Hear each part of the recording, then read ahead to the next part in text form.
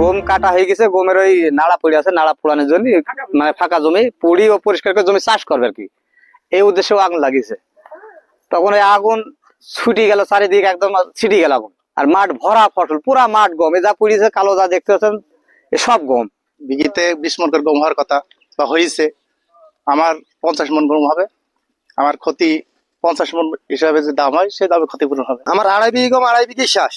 আমি এক কাটা গম ঘরে তুলতে পারি না, কিন্তু আমার এক ভাই মাঠে ছিল, আমার কাছে ফোন দিল, আমি বাড়ি ছিলাম, আমি ফোনটা নিয়ে মাঠে দৌড় ধরছি, দৌড় ধরে আসি আগুনটা যখন এই সোজা, তখন আমি জামুকির ডাড়ে দিয়ে আমি ঠেকাতে পারিনি একলা।